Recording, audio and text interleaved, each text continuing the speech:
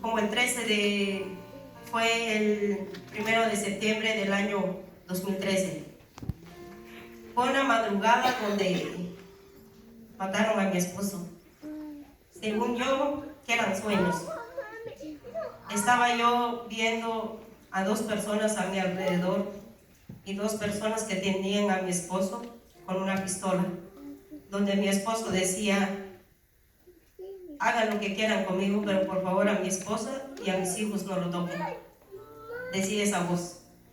Pero según yo, en mi mente, que eran sueños que estaban pasando, pero nunca imaginé que era una realidad que estaba yo viviendo. Aleluya. Pero en ese momento yo dije: ¿qué está pasando?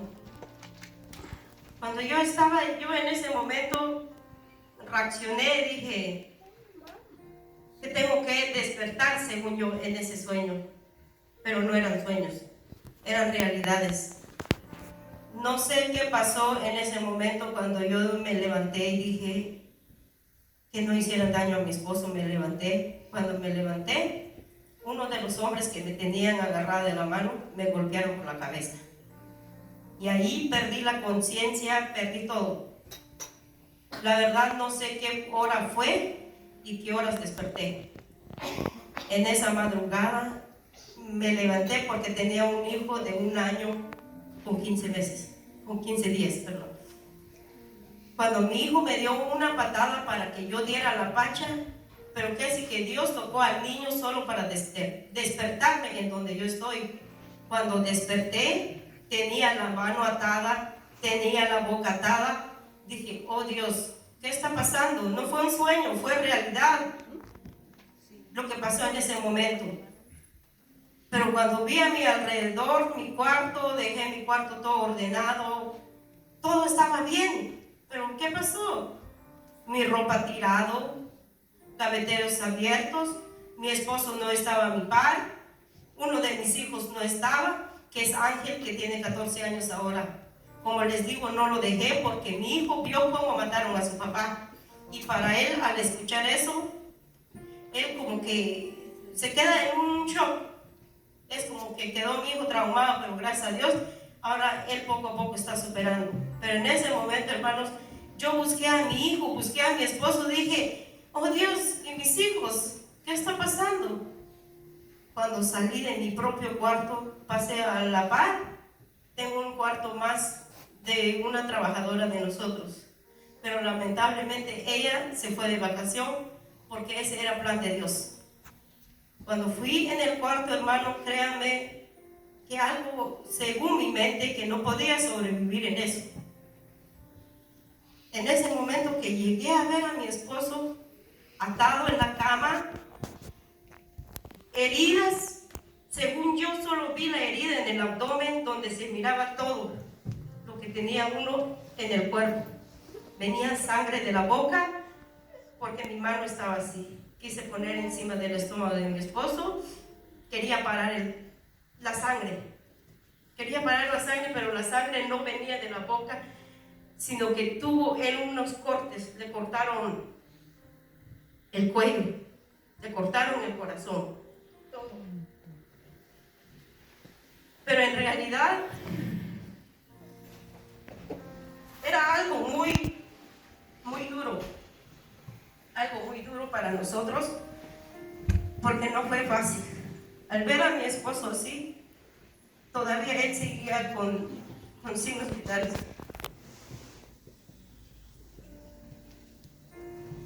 Seguía mi esposo. Hay poder en Jesús, aleluya. Lo único que mi esposo me dijo: no llores, dile a mis padres que no lloren.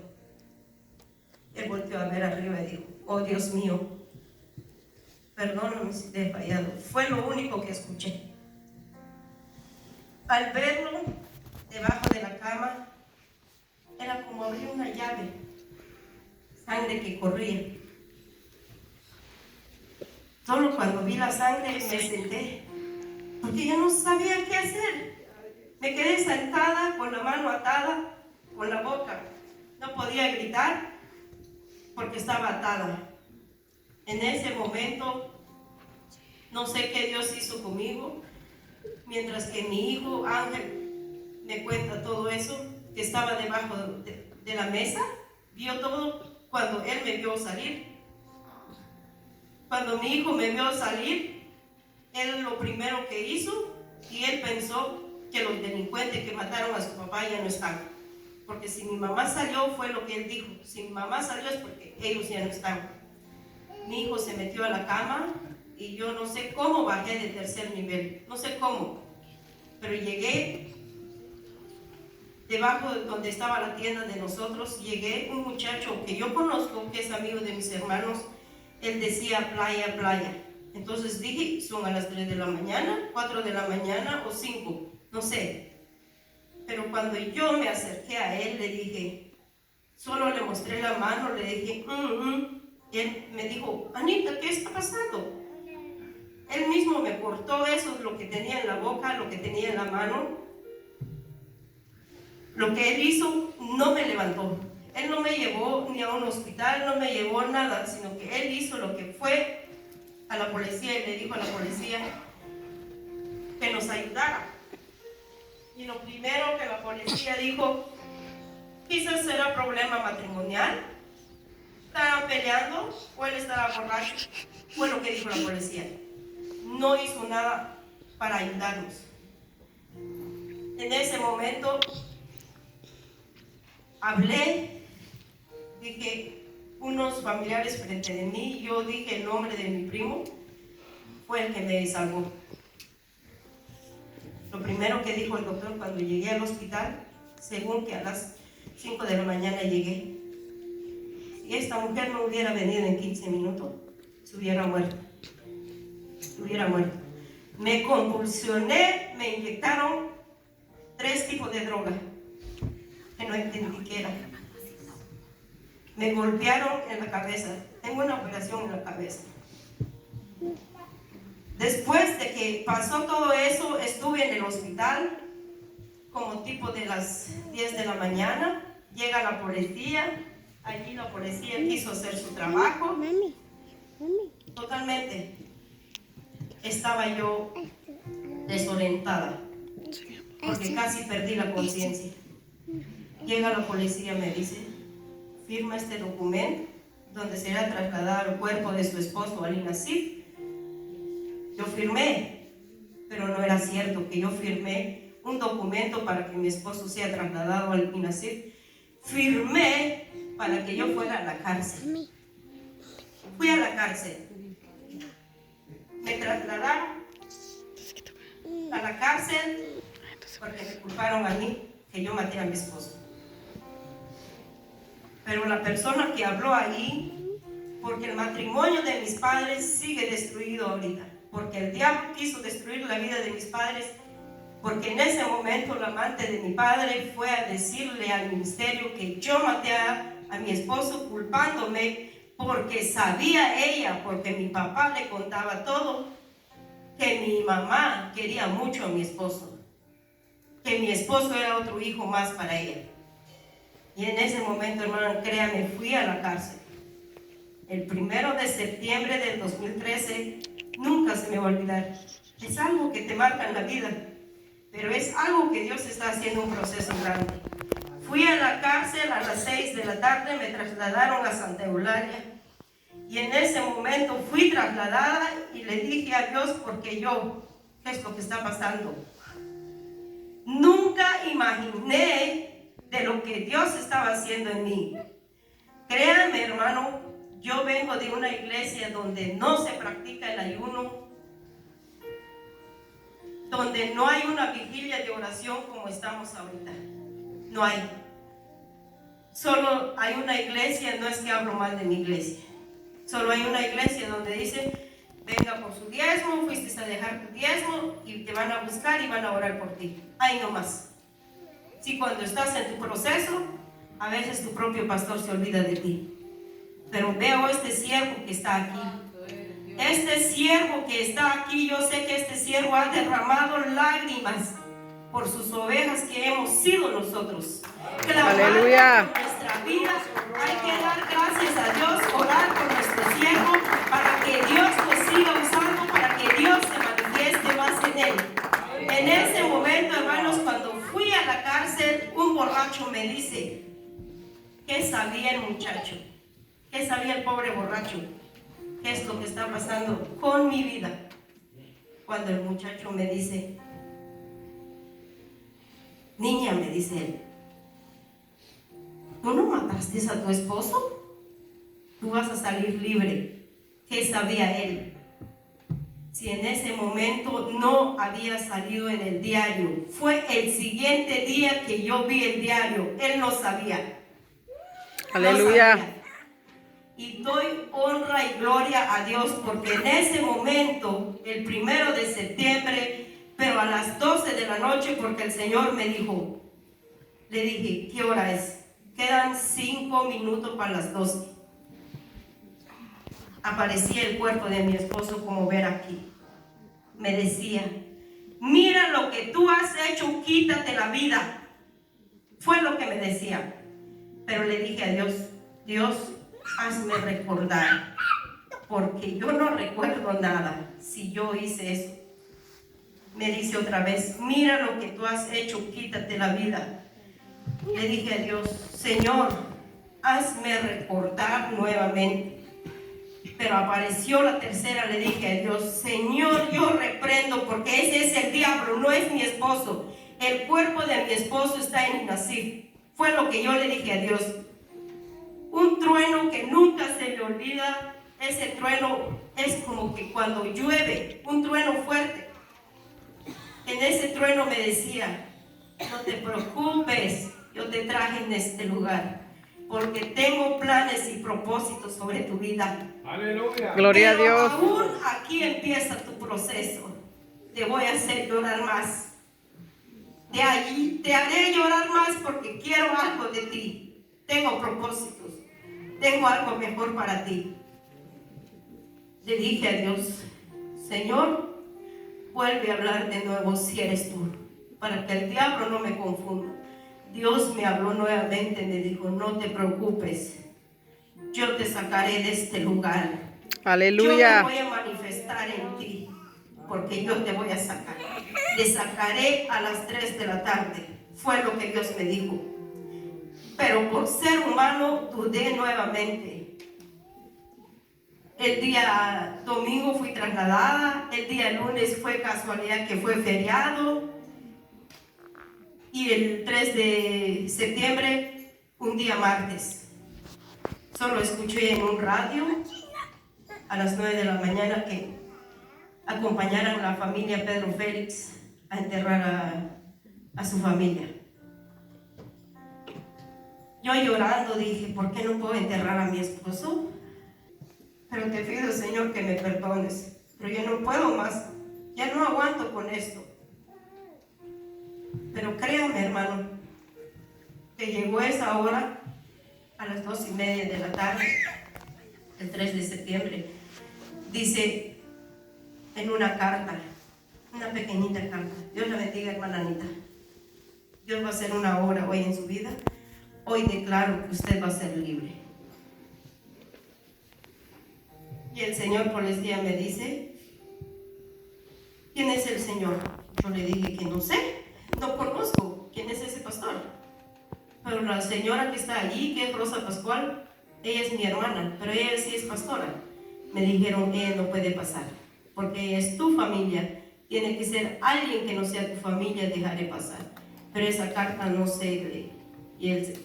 Y el muchacho me dice, el muchacho fue el que me dio, dice que es un pastor, lo haré pasar. Porque si no es tu hermano, no es tu familia. Le dije, no, porque no tenía idea. Llega el hermano pastor sin conocer. Me abraza, me dice, Dios lo bendiga, hermana Anita. Hoy se va a ir. Empieza el hermano a orar.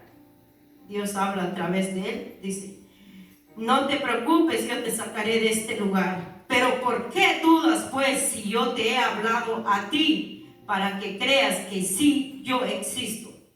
Aleluya. Fue lo que Dios dijo. Porque dudé. Dudé porque, como decimos, somos humanos. Y por falta de oración, porque tuve falta de fe ante Dios, porque yo y mi esposo éramos comerciantes. antes, puse más en primer lugar el dinero que a Dios. Siendo nosotros consejeros de juveniles, nosotros le decía a mi esposo, mejor tú ve con los jóvenes, me quedo en la tienda, día de servicio. Eso no le agradaba a Dios. Ese fue mi error, ese fue mi caída, pero le agradezco a Dios porque Él me ayudó.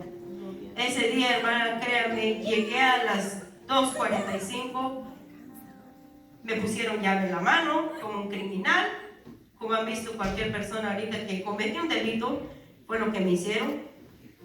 Salí, fui ante un juez, estuve ante un tribunal, no fue solo ante un abogado, no, ante un tribunal. Empiezan a decir que por qué llegué ahí. Me preguntan a mí, lo único que puedo decir, que vi cómo mataron a mi esposo, no sé, yo solo dije que encontré a mi esposo, que todavía estaba vivo. Fue lo que yo dije.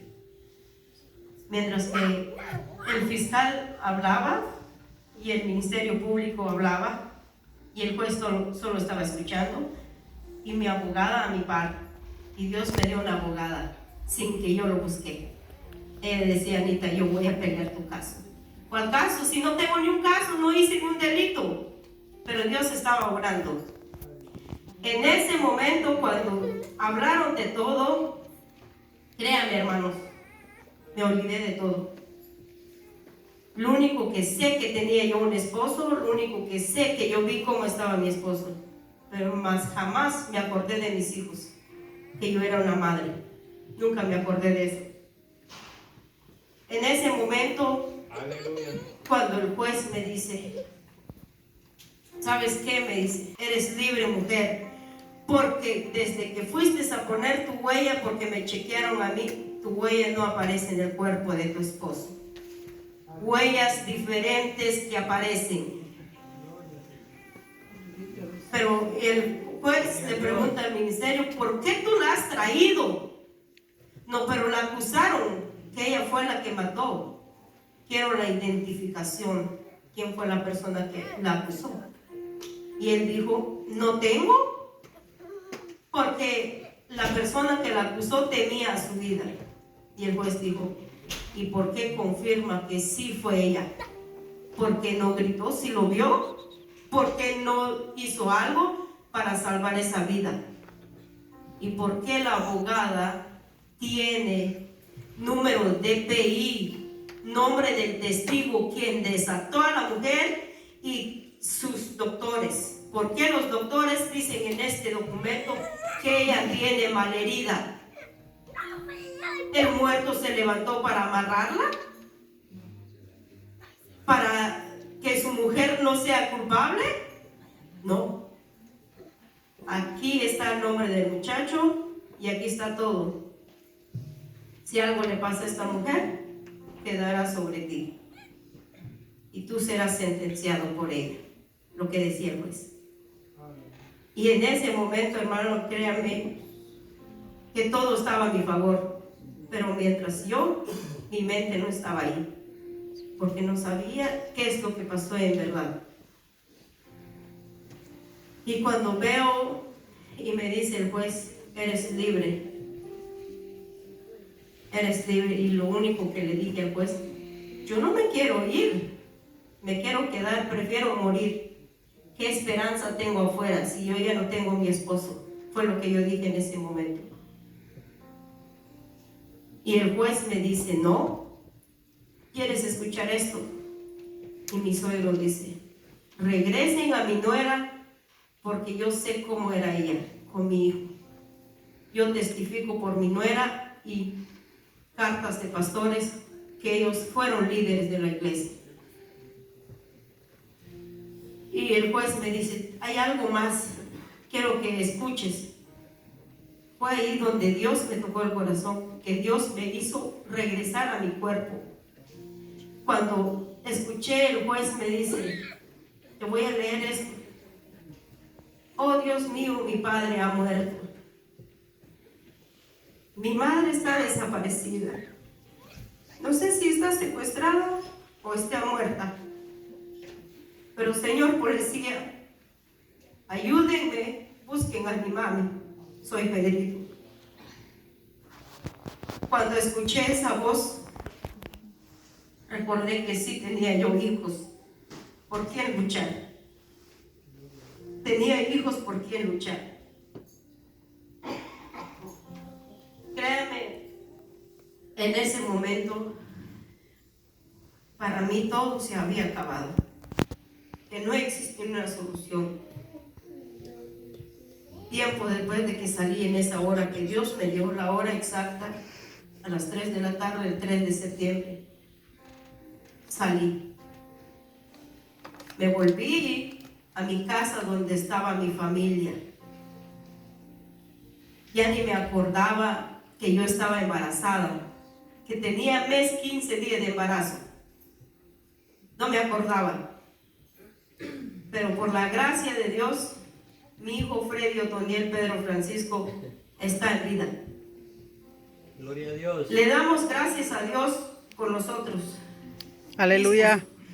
Especialmente al esfuerzo de mi suegro, porque ese señor fue un gran siervo de Dios para mí. Porque ese mi suegro decía,